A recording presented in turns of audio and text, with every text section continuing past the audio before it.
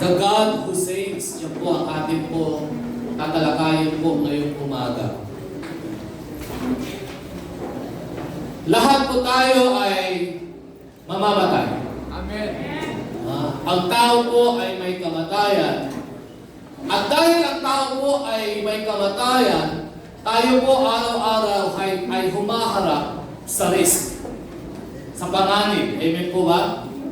Katulad na lang po nung nakaraan, nagulat po ako pagbasa ko sa GC, isa po sa aking mga kaibigan, din po ng Panginoon, ay ooperahan sa paa.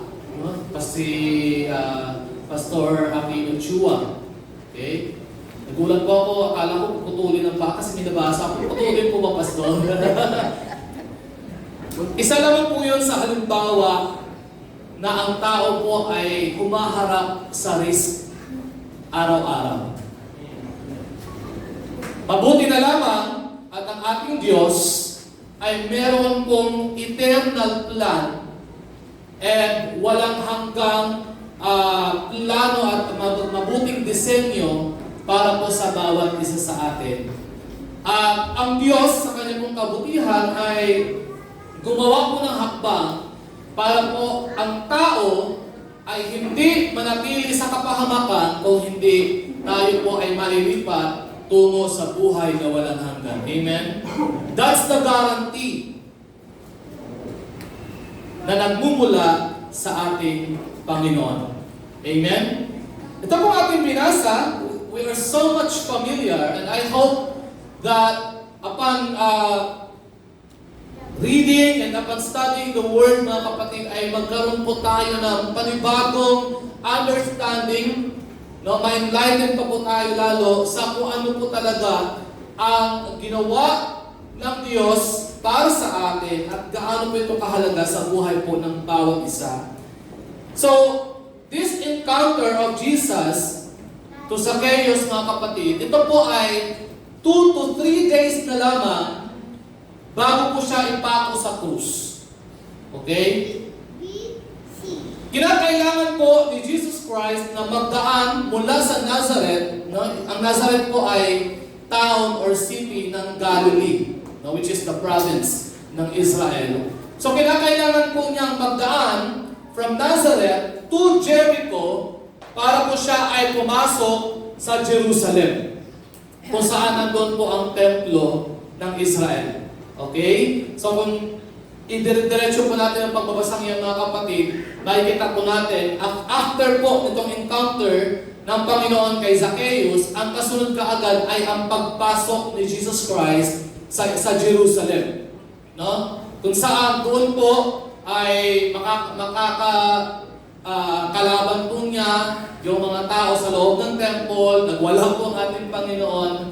And to make the long story short, nagkaroon po ng dahilan ang mga Sanhedrin, no, at ang kalaban ni Jesus Christ to accuse Him na siyang nag-udyok para ang ating Panginoon ay maipako sa krus.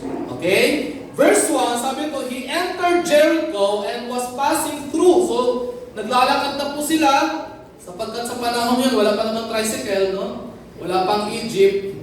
Okay? So naglalakad lang po sila. Ang iba siguro ay sumasakay sa asno at iba pang mga kapamaraanan. No? Verse 2, And behold, there was a man named Zacchaeus. He was a chief tax collector and he was rich. Okay? Pero kinakailangan po natin maunawaan that this is the first time na si Jesus Christ, along with His disciples, na pumasok sa Jericho. In other words, this time, hindi po supposedly and presumably kilala si Zacchaeus na libang sa mismong mga tao na nandoon sa area ng Jericho. Okay? Verse 3, And he was seeking to see who Jesus was, but on account of the crowd, he could not, because he was small in stature. So, ito po si Zacchaeus, mga kapatid, ay may medyo sinukat pero kulang sa height. Okay? So, ang ginawa po niya, sa dami po ng crowd, hindi po niya makita ang Panginoong Hesukristo. So, nagmamadali po siya umakyat siya, okay, sa puno ng sycamore tree. Okay, sabi po dito, just to see who Jesus was. Ibig sabihin, there is really unfamiliarity, no? Hindi pa po talaga sila familiar sa isa't isa, especially Zacchaeus. Hindi po niya kilala pa si Jesus Christ. But probably, sa paraan na nagkakagulo ang crowd, sa paraan na meron pong chaos, no? Pinagkakaguluhan si Jesus Christ, probably, kumalat na ang balita kung sino ang Panginoong Hesukristo. Kaya naman napakaraming interesado. Amen po ba? No? Napakaraming interesado na pati si Zacchaeus ay napukaw ang kanyang interest at gusto niyang makilala kung sino ang Panginoong Hesukristo. Verse 5, and when Jesus came to the place, he looked up and said to him, Zacchaeus, hurry and come down, for I must stay at your house today. From Nazareth, going to Jerusalem, according to the research, it will take 30 hours traveling. No? Sa panahon daw ngayon, sabi po ng mga writers, it will take 1.5 to 2 hours travel. So by then, in the ancient times, it will take 30 hours. No, from Nazareth going to Jerusalem. And so, by this time, kailangan po ni Jesus Christ ng lugar na mapagpapahingahan. Kasi from Jericho to Jerusalem, 19 hours pa ang kailangan na i-travel. Okay? So, sabi ng Panginoon, Zacchaeus, hurry and come down, for I must stay at your house today. Tingnan natin parang medyo kapaluks yung Panginoon doon, ano? Ay, bumaba ka dyan. Kailangan mong magpahinga sa bahay.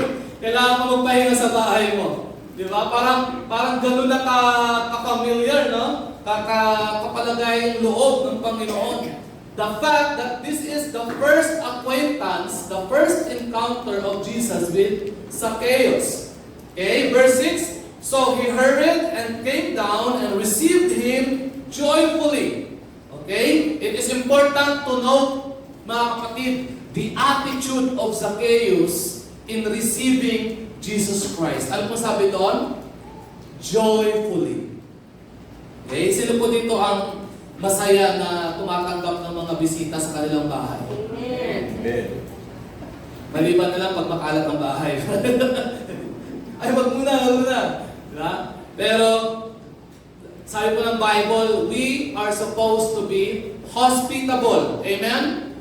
Bilang mga Kristyano, we are hospitable and we receive visitors joyfully. Amen po ba?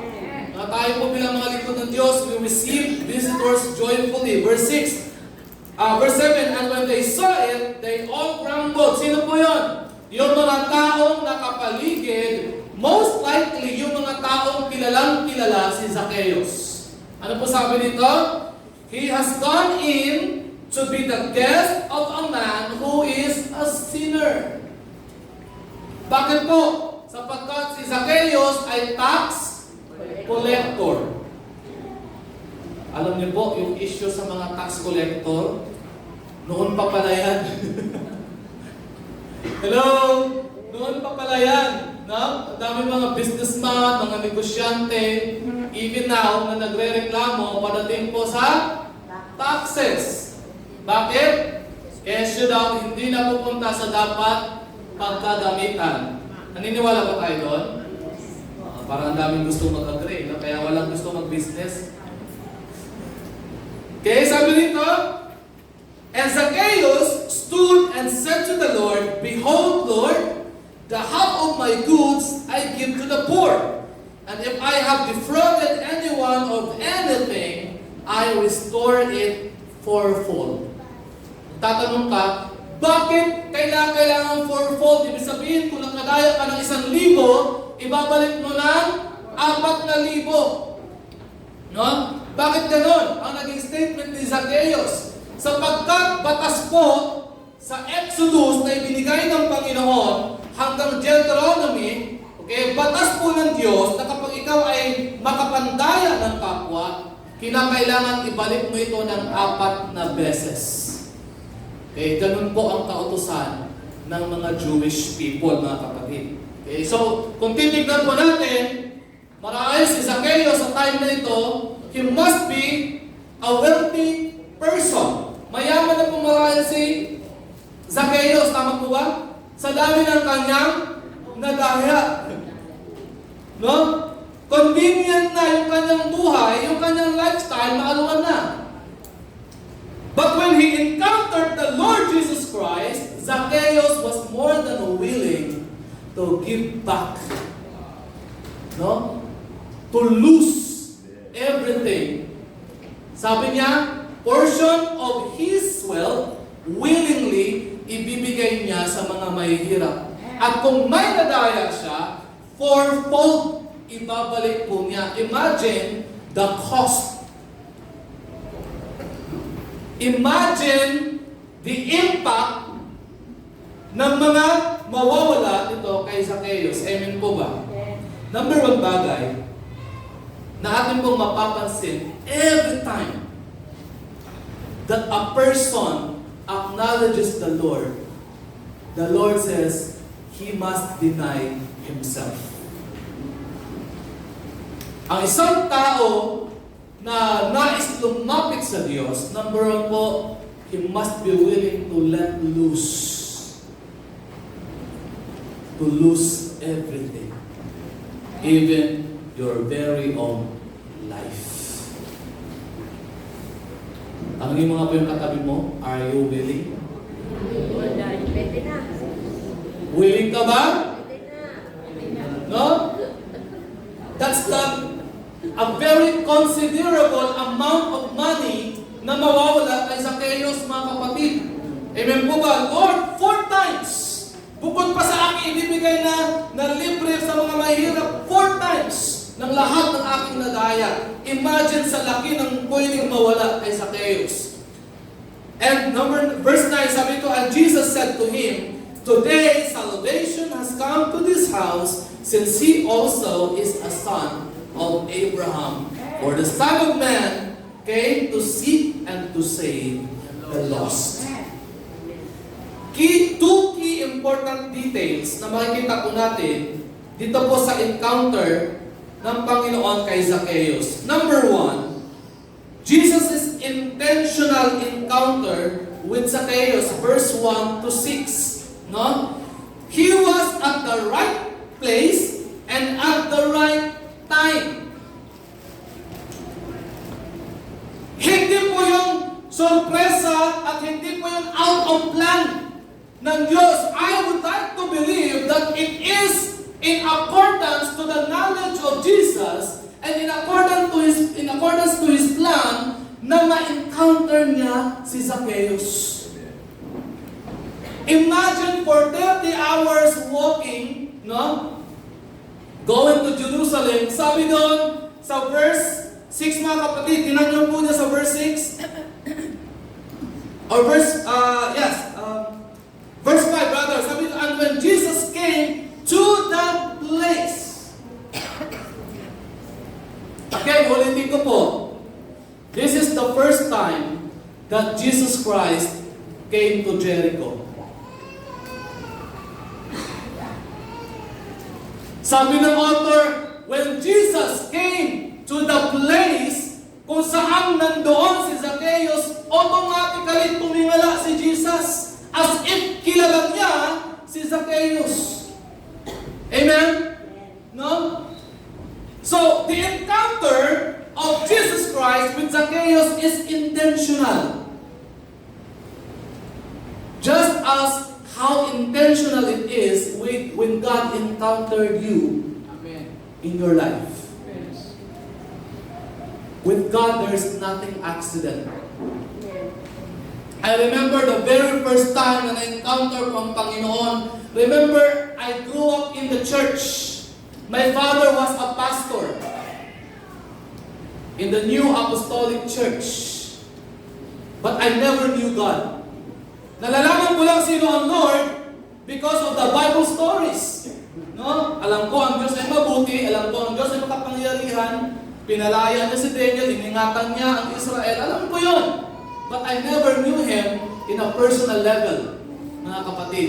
Until one time, sumama po ako sa camp na hindi ko gusto sumama. Pinilit lang ako ng nanay ko may kasalanan. No? Pastor Dong, yung anak ko, sabi ni Pastor Dong, oy, kumusta? Tinatalikuran ko si Pastor Dong. No? Anong pangalan mo kapatid? Tinatalikuran si mama yung aking spokesperson. Pastor, di ba may camp? Pastor, sponsoran mo naman yung anak ko. Gusto kong pasamahin. Alam niyo po, hindi ko po gusto sumama, pero masunurin po kasi ako noon pa man. Napasama po ako. Alam niyo po, October 22 sa North Sagaray, I encountered God. The first time that I encountered God in my life, it was never an accident. It was always in God's plan. Amen. No? God's encounter to Zacchaeus, to you and to me, are always intentional. No? There is never an accident sa Panginoon. He knew exactly who Zacchaeus was. Tumingala lang siya eh. At tinawag nila kaagad si Zacchaeus, Zacchaeus, bumaba ka dyan. You see the familiarity? You see the knowledge of Jesus Christ? Kung sino si Zacchaeus? Despite the fact na hindi pa siya nakarating ng Jericho, no? In his entire ministry, okay? Kilala siya ng mga tao sa Jericho, but they, especially Zacchaeus, they did not know Jesus. Mga rumors lang. Mga alingaw lang kasi popular na siya. Amen po ba? In the same way, Jesus had never had encounter with Zacchaeus, but when Jesus was at the right place and at the right time, He looked up and said, Zacchaeus, came down, for I must stay in your place. Amen po. Amen. He intended to be in fellowship with Him. Alam niyo po ba ang palaging desire ng Lord is to be in fellowship with His people. Ang desire ng Lord ay palagi kang makasama, palagi kang mayakap. The reason kung bakit sinet aside ng Israel for the purpose of ultimately, no, bringing all the people to Him. Sabi mo nga sa katabi mo, gustong-gusto kang kayakap ng Lord. Even when you feel lonely at times, parang feeling mo, nag-iisa ka, feeling mo wala kang kakampi, feeling mo wala nang nakakaalala sa iyo, kapatid. Alam mo bang ang gustong-gusto ng Lord ay yakapin ka? He's always desiring to be in fellowship with Him. Ang ganda ng devotion kanina. Sino nga ba ang tao para alalahanin ng Diyos? Bababa pa kaysa mga makapangyarihang nilalang sa langit, subalit binigyang halaga ng Panginoon. Sabi ng Lord, kung ang anak ko nga kaya kong ibigay sa iyo, ano bang hindi ko kayang ibigay? But there's only one thing that the Lord desires, to be in fellowship with Him. Hallelujah. Pangalawa pong details na ating pong makikita is Jesus' intentional declaration of Zacchaeus, verse 7 to 10. Si Zacchaeus po, ang kanya pong katauhan sa harapan ng napakaraming tao, siya po ay isang makasalanan, nakakahiya, isang magnanakaw, isang mandaraya. Nararamdaman niyo po ba yan? Yes. How people see us, how people perceive us, despite the fact na tayo po'y nag-a-attempt, nagsisikap na mamuhay ng tama, gumawa ng tama, but people have a different perception of us. And sometimes it's offensive and we are offended. Amen po ba? Amen. The same way, Zacchaeus experienced that kind of perception, yung ganong klaseng pagtingin ng mga tao sa kanya, ay, makasalanan niya na, ay, magnanakaw niya na. Alam niyo po ba, ang madalas na ganong klaseng mentality and mindset comes from religious people. People who are in the church. Meron pong dalawang mag-asawa na nagsama na galing po sa iba't ibang hindi magandang relasyon. No? At nagsama po sila, and in their engagement or relationship, they decided to go to the church, pumasok na simbahan. And the statement of some people in the church, kung nandyan yung mga yan, hindi na lang ako mag-church. Imagine, dalawang tao na galing sa magulong buhay at nakasalanan, nag-decide na pumasok at lumapit sa Diyos. Pero yung mga nasa loob ng simbahan, lumalayo, inaayawan, pinandidirihan. That's the same perception ng mga tao kay Zacchaeus, mga kapatid. But you know what? Ano po sabi dito? Noong tinanggap ni Zacchaeus, mga kapatid, ang Panginoon, sabi po rito, he welcomed the Lord joyfully. He received the Lord joyfully. And as he received the Lord joyfully, siya po ay tumayo. May imagine po natin, of course, pag-receive, hindi po yan automatic na tumayo. Diba? So there's something, meron po nangyari in between. No? Probably, nagkakwentuhan na sila. No? Nakaupo na sa lamesa, nagmimerienda na marahil sila. Okay? And in their fellowship, biglang tumayo si Zacchaeus, mga kapatid. No?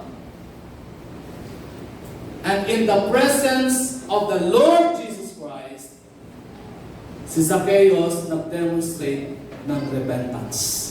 Lord, I am willing to give what I have to the poor. At kung meron man po akong nadaya, I will give it back 4 times. It's a manifestation of repentance. Willing si Zacchaeus na talikuran ang kanyang kayamanan for the sake of encountering and following Jesus Christ. Hello? Hello? When you encounter God, you will never be the same. Kapag nararanasan mo at na-encounter mo ang Panginoon, the number 1 impact and effect sa iyong buhay, tatalikuran mo yung iyong nakaraan, yung iyong nakasanayan, at susunod ka sa Panginoon. Amen po ba? At alam mo sinabi dito, Jesus declared to him not to be a child of Abraham. Ano sabi niya sa verse 9? Today, salvation has come to this house, for this man is also a child of Abraham. Romans chapter 9, verse 6 to 9, hindi po lahat na nagmula sa lahi ni Abraham ay tunay na anak na Abraham.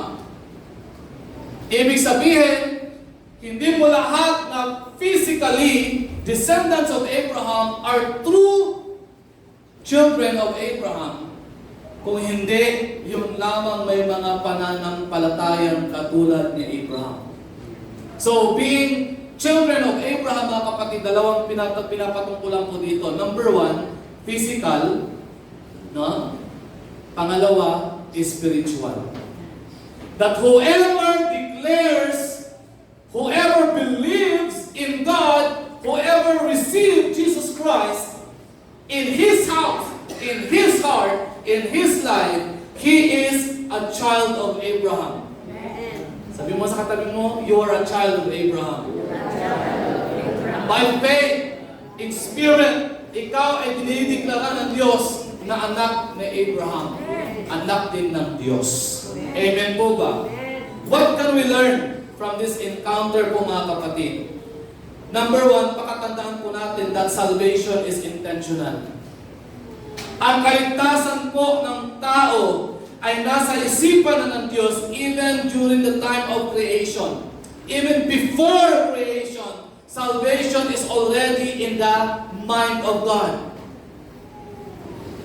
Palagi po may nagtatanong, kung ang Diyos ay God who is omniscient, ibig sabihin kung alam na ng Lord na ang tao ay magkakasala bago pa man niya likhain ng tao, bakit pa niya nililikha ang tao?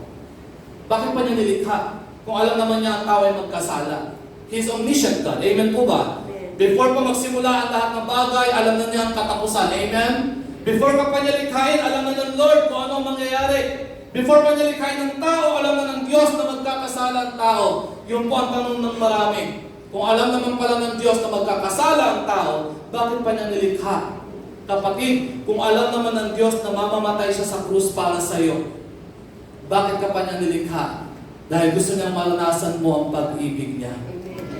So salvation is already in the mind of God, even before creation, even during the fall. May plano na ang Diyos, inilahat niya ang kanyang plano na ang sangkatauhan ay kanyang ililigtas mula sa pagkakasala. Amen po ba?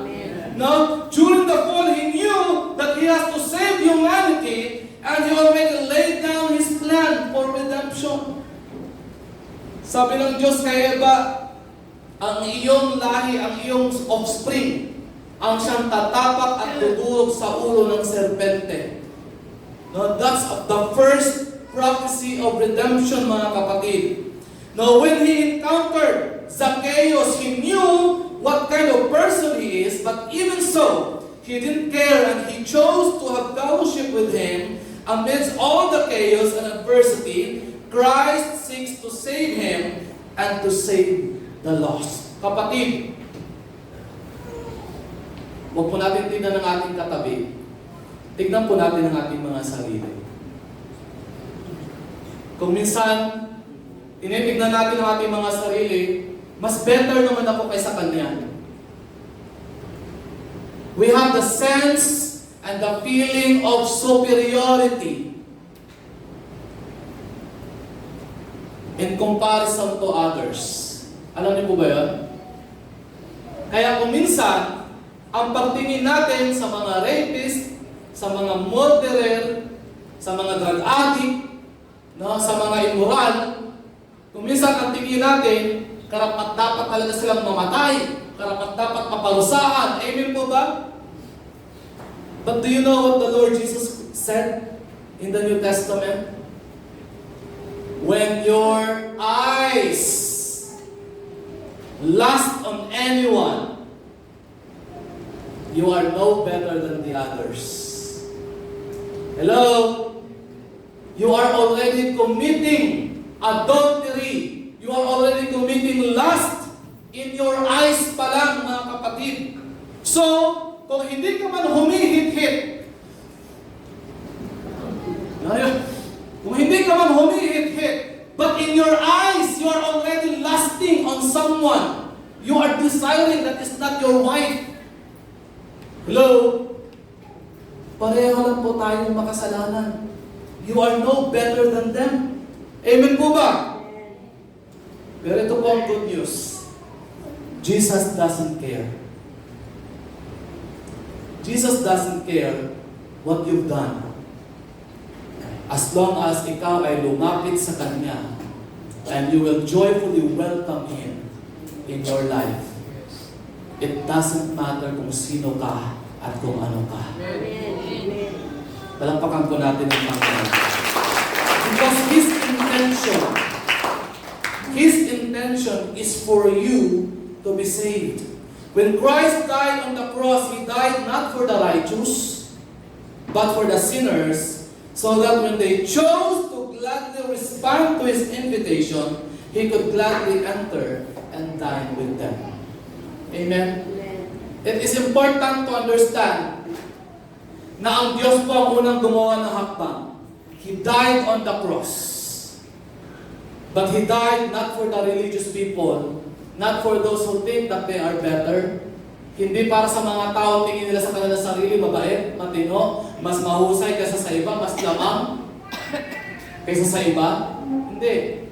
He died for all the murderers, for all the sinners, for you and for me, so that kapag tayo po ay tumugon sa kanyang panawagan at sa kanyang ginawa alang-alang sa atin, tayo po ay magkakamit ng buhay na walang hanggan at tayo po ay maka-fellowship ng ating Panginoon. Amen? We have to respond. We have to respond. Not anyone can enter unless they respond. They believe and they accept the price that Jesus Christ has paid. Amen? Kung hindi po natin ina-acknowledge ang kabayaran sa kasalanan na ginawa ng Diyos para sa atin, palagi po tayong tali at naroon pa rin tayo sa kapangyarihan ng kasalanan. Maliban na i-acknowledge natin ang ginawa ng Panginoon para sa atin. Amen? Hallelujah! So it is important, mga kapatid, to understand na lahat tayo nandito. Sabihin po natin lahat. Lahat tayo nandito ay nandito dahil sa grasya ng Diyos. Amen. Hindi ka matino. Ang daming mga palpak eh. Yes. Hindi ka magaling. Ang daming na nating sabit eh. Amen? At higit sa lahat, hindi po tayo matuwid.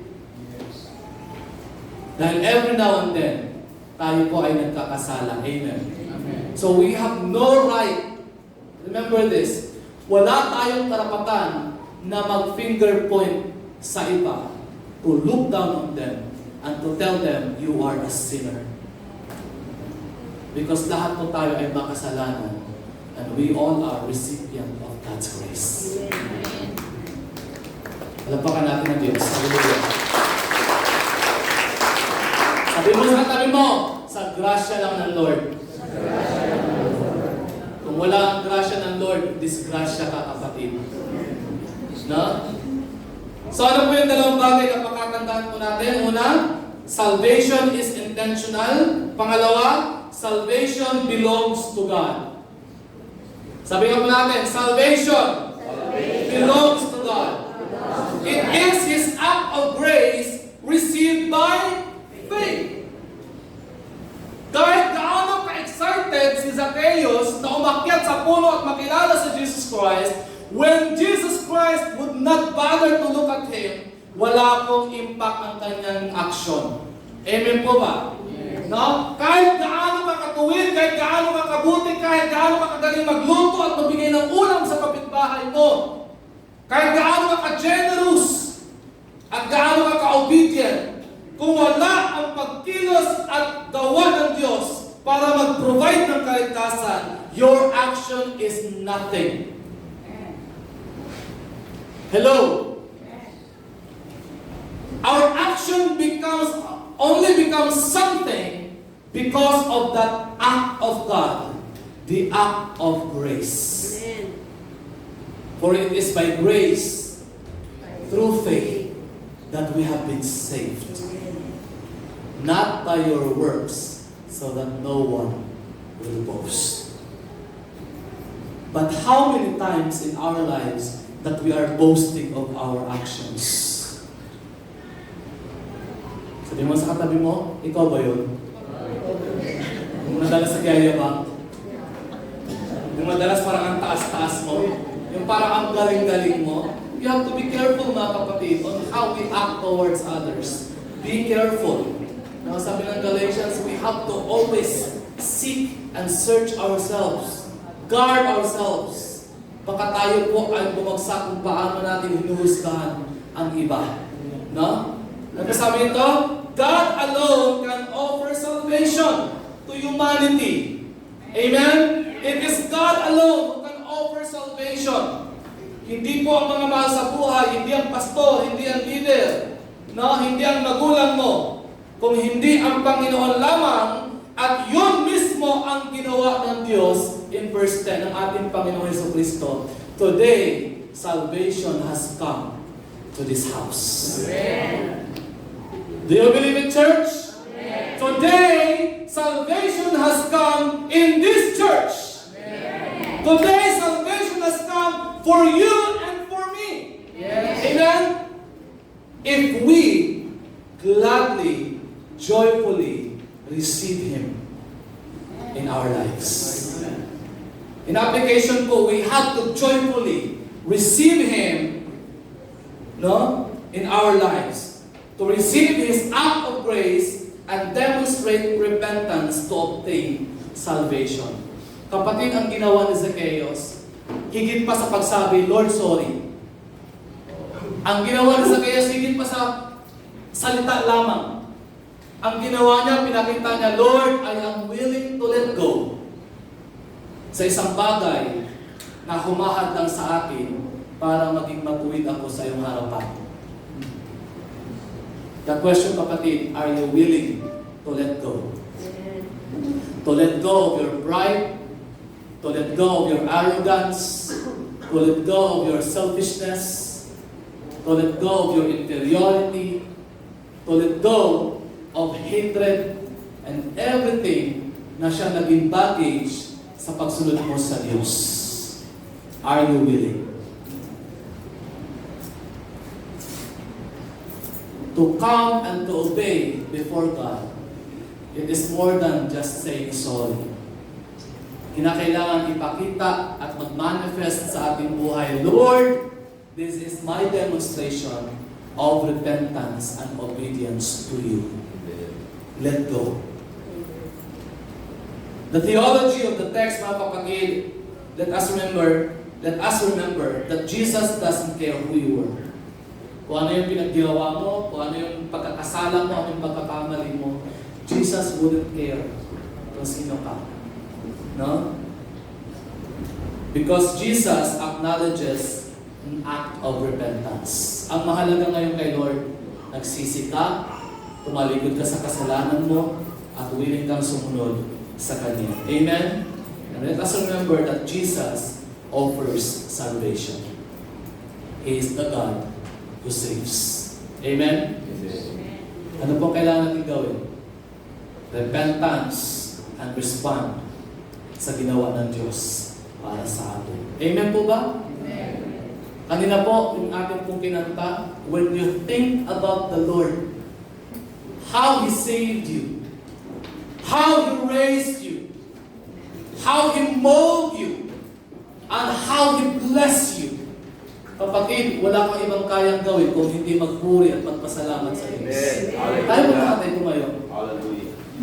And let us just sing this song one more time. Kapatid, alam mo ang buhay mo.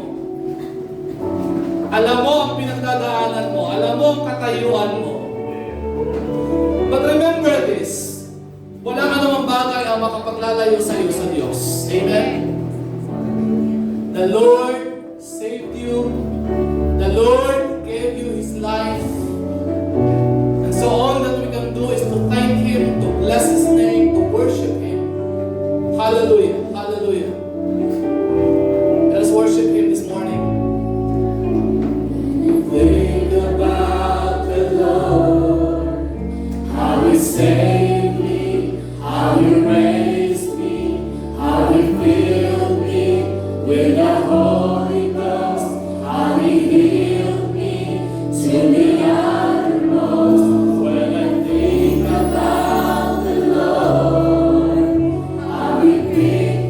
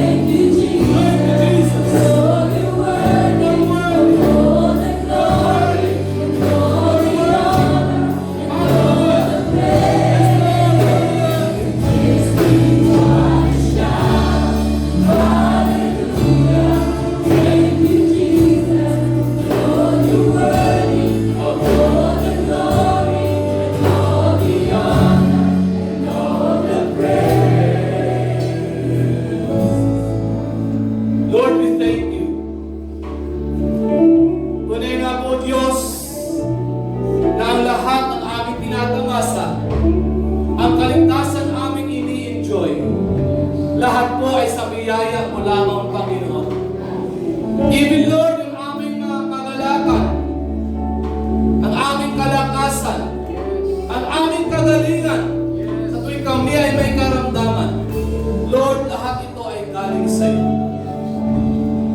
O Diyos, hindi po mabilang ang kabutihan mo, ang katapatan mo sa aming buhay mula noon hanggang ngayon.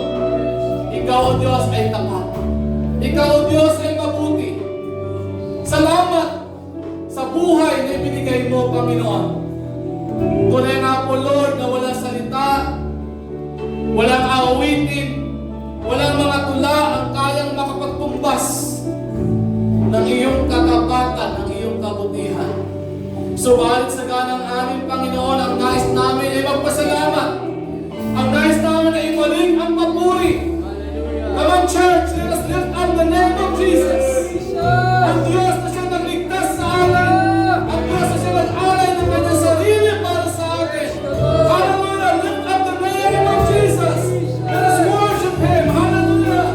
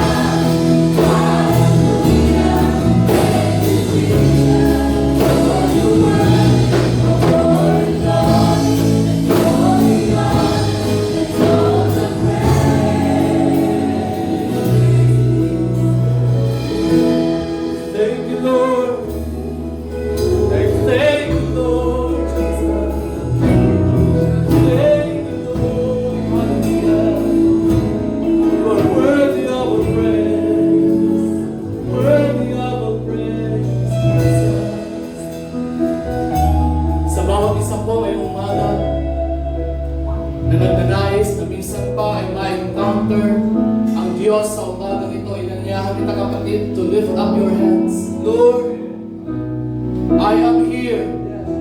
Lord, we are here. Binubuksan namin, Panginoon, ang aming puso. Buong kagalakan na ikaw ay aming wini-welcome sa aming buhay. Lord, as we lift up our hands, Panginoon, fill us up with your presence.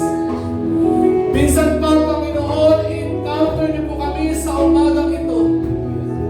Lord, katulad po ni Zacchaeus, siya po ay excited. Uhaw na uhaw, Panginoon, nais kang makita, nais kang maranasan. Lord, we are here this morning, lifting up our heads. Encounter us today. Lord, patuloy, Panginoon, ang iyong biyaya, ang iyong presensya ay dumaloy sa aming kalagitnaan. Patuloy po, God, lukuban niyo po, Panginoon, ang iyong presensya ang bawat isa. Those who are hurting, Panginoon, ikaw po ang mag-heal. Lord, those who are physically challenged, Panginoon, may mga karamdaman, sakit, Panginoon, Lord, ikaw pong mag-heal in the name of Jesus. Amen. Lord, sa mga tao po, sa bawat isa na nahihirapan, Panginoon, may mga pinagdadaanan. Mahirap makalit go, O Diyos. Panginoon, encounter them. For we know that when you encounter us, O God, we will never be the same. We will be changed. We will be free. We will be delivered. And we will enjoy all the blessings that you have in store for us. Encounter us, O Lord. Sa umaga po ito, Panginoon, patuloy po namin, O Diyos, na ina-acknowledge ang presensya mo. Kinikilala ang kapangyarihan mo. Itinatanghal ang pangalan mo. Salamat po, God. Salamat po. Wala kami ibang nais sabihin kundi salamat. Salamat, salamat. Yes. Salamat po, Panginoon, sa iyong kabutihan, sa iyong katapangan.